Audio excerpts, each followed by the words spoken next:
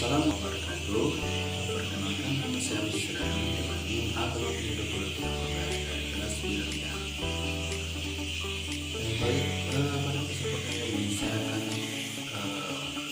membahas beberapa materi yang mencakup artikel dunia, hubungan kerja, kajian organisme dan faktor lingkungannya.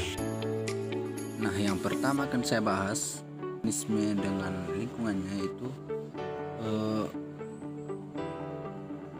dengan judul karakteristik lingkungan terhadap komunitas serangga, dari jurnal yang berjudul Journal of Natural Resource and Environmental Management, yang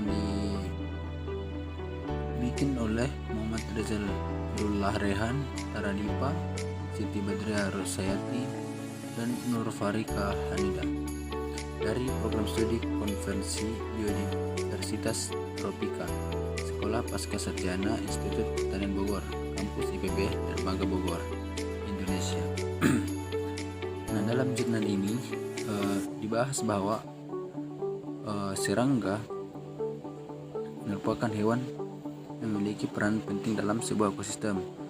Menurut Astuti et al. 2009, peran serangga dalam ekosistem diantaranya adalah sebagai polinator, dekomposer, predator, dan parasitroid. Keberadaan serangga pada suatu tempat dapat menjadi indikator biodiversitas, kesehatan ekosistem, dan ekosistem landscape. Serangga adalah hewan yang memiliki sebaran habitat yang luas. Serangga dapat ditemukan pada berbagai habitat, mulai dari pegunungan, hutan, ladang pertanian, permukiman penduduk, hingga daerah perkotaan.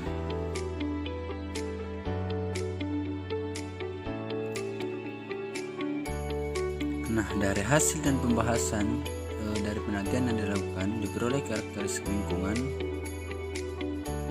di mana dikatakan bahwa faktor lingkungan merupakan faktor yang mempengaruhi keberadaan serangga pada suatu habitat.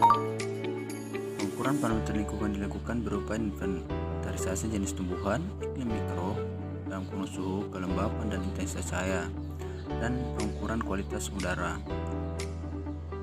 Kemudian pengukuran faktor lingkungan mendapatkan hasil yang bervariasi pada keempat lokasi penelitian.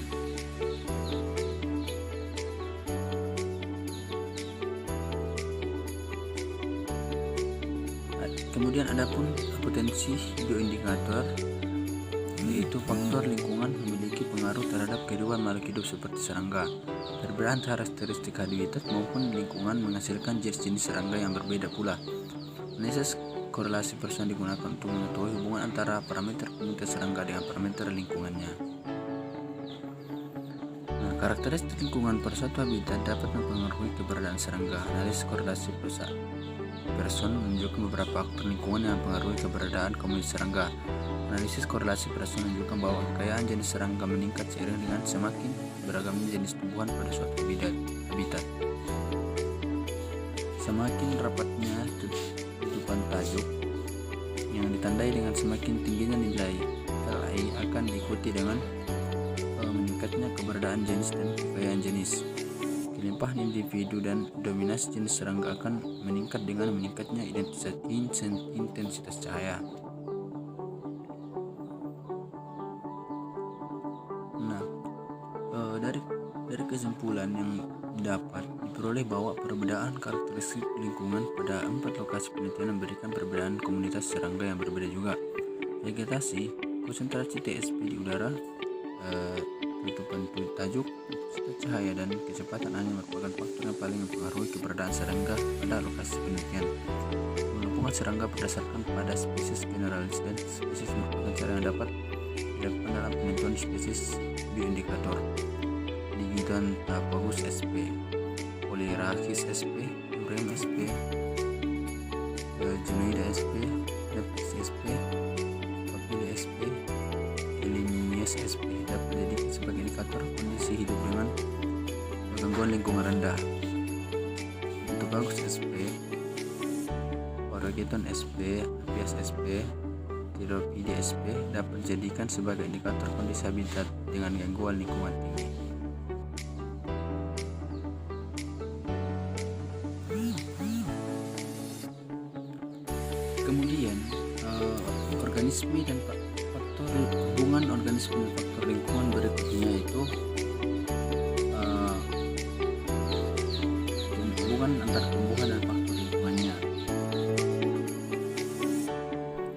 Pada pembahasan kedua ini, saya memperoleh dari jurnal yang berjudul Struktur Komunitas Tumbuhan dan Faktor Lingkungan di Lahan Kritis, Imogiri, Yogyakarta, yang ditulis oleh Maizer Zaid Nahdi, Joko Marsono, Jud Sugantawati Johan, dan M. Baygon dari Fakultas Sains dan Teknologi Universitas Islam Negeri Sunan Kalijaga, Yogyakarta. Nah, dalam jurnal ini dibahas tentang penelitian bertujuan untuk mempelajari struktur komunitas tumbuhan pada berbagai tingkat pertumbuhan sebagai respon terhadap aktivitas masyarakat dan kualitas fisik kimia tanah yang terbentuk di kawasan lahan kritis Imogiri. Metode penelitian ini menggunakan kuadrat plot dengan ukuran plot 1x1, 6x5, 10x10. Ulangan 6-10 diletakkan secara stratified random sampling. Pengumpulan data dengan mengamati kehadiran cacah spesies, dihitung kerapatan, dominansi, frekuensi spesies, dan nilai penting. Analisis koordinasi dua dimensi digunakan untuk mengelompokkan komunitas pada berbagai tingkat tumbuhan dengan analisis tetes untuk uji signifikansi unsur fisik kimia tanah. Hasil penelitian ditemukan 303 spesies terdiri dari 34 tingkat pohon, 62 sampling, dan 207 tumbuhan bawah dengan distribusi yang bervariasi. Kemelimpahan menunjukkan bahwa pada tingkat pohon terjadi pengelompokan, sedangkan pada tingkat sampling dan tumbuhan bawah mengumpul menjadi satu. Albergia, siswa tingkat pohon dan sapling serta tumbuhan bawah Euphorium inufilium merupakan spesies paling dominan dan merespon kondisi tanah kritis sehingga dapat dijumpai pada suatu lokasi kajian. Melimpah tingkat pohon sangat dipengaruhi oleh aktivitas masyarakat dan mineral organik yang terbentuk sehingga didominasi vegetasi dan nilai ekonomi tinggi. Sedangkan kehadiran spesies tinggi, sapling, dan tumbuhan bawah merespon kandungan hara yang terbentuk.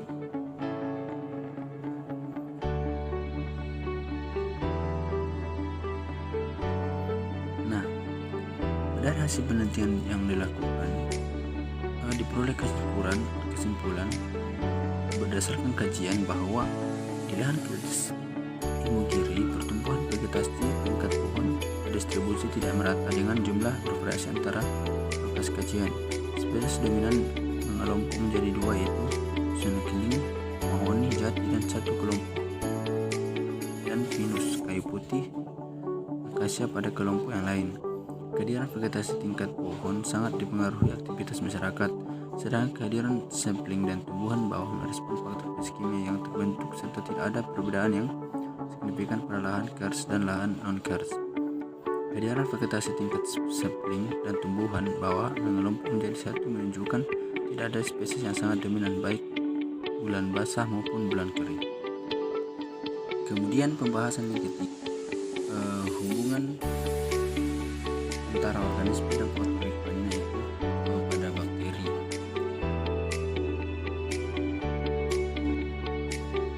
Nah, hubungan bakteri dan faktor lingkungannya itu diperoleh dari jurnal yang berjudul Hubungan Total Bakteri dengan Kandungan Bahan Organik Total di Muara Sungai Babon, Semarang, yang ditulis oleh Ahmad Hadi Marwan, Nini Wijayarani, Mustafa Wiji Suparjo. Nah, dalam jurnal dijelaskan bahwa muara merupakan salah satu ekosistem yang berada di pesisir yang merupakan tempat terjadinya siklus dekomposisi unsur-unsur hara. Ketersediaan unsur hara di dalam suatu perairan dapat menjadi indikator kesuburan perairan tersebut. Dalam hal ini, unsur hara yang dilihat adalah kandungan bahan organik total di daerah Muara Kalibabon, Semarang. Serta hara tersebut sangat berperan penting terhadap kelangsungan hidup organisme di dalamnya. Bakteri sebagai dekomposer bahan-bahan organik sangat berperan aktif untuk menyediakan zat hara di perairan seperti bahan-bahan organik. Oleh sebab itu, kandungan total bakteri di sebuah perairan, terutama dalam penyediaan unsur hara, dapat digunakan sebagai indikator kesuburan perairan. Penelitian ini dilaksanakan pada bulan Februari sampai bulan Maret 2015 dengan tujuan untuk mengetahui total bakteri, kandungan organik total, dan hubungan antara total bakteri dan kandungan bahan organik total di perairan Muara Sungai Babon, Semarang. Metode yang digunakan dalam penelitian bersifat deskriptif. Pengambilan sampel air pada penelitian ini dilakukan pada 3 stasiun pengamatan. Stasiun 1 merupakan bagian akhir dari daerah Muara Sungai Babon yang sudah berbatas langsung dengan laut. Stasiun 2 merupakan bagian tengah aliran air murni Sungai Babon, dan stasiun 3 merupakan bagian awal aliran Muara Sungai Babon. Sampel air yang dites di laboratorium untuk pengukuran total bakteri dan bahan organik total. Selain itu, pengukuran yang dilakukan secara in situ adalah pengukuran suhu, kecerahan, arus, derajat kesamaan, oksigen terlarut, dan salinitas. Total bakteri di perairan Muara Sungai Babon, Semarang berkisar antara 120 kali 10 ke 2 koloni per gram hingga 120 10 ke 2 koloni per gram. Hubungan bahan organik total di perairan Muara Sungai Babon, Semarang berkisar antara 16.464 sehingga 8.598 mg. Total bakteri dengan bahan organik total yang terdapat di perairan Muara Kali Babon, Semarang memiliki hubungan yang sangat erat dengan tingkat keeratan sebesar 92%.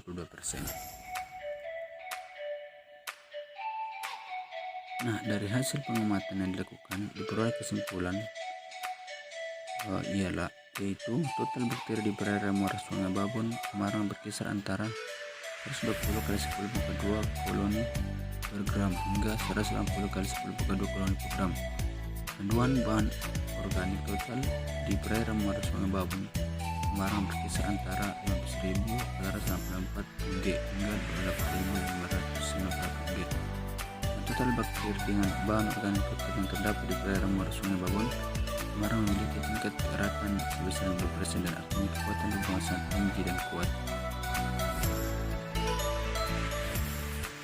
Nah, kemudian pembahasan yang keempat mengenai hubungan organisme dan faktor lingkungannya, itu hubungan antara jamur dan faktor lingkungannya. Hubungan antara jamur dan faktor lingkungannya diperoleh dari jurnal yang berjudul Karakteristik Fisiologi Jamur Halofilik berdasarkan faktor lingkungan dari sumur air asin di Desa Suak, Sintang, Kalimantan Barat, dengan penulis yang bernama Lukmanul Hakim, Iksan Kurniatuhadi, dan Rahmawati dari jurusan Biologi Fakultas Matematika dan Ilmu Pengetahuan Alam Universitas Tanjung Pura.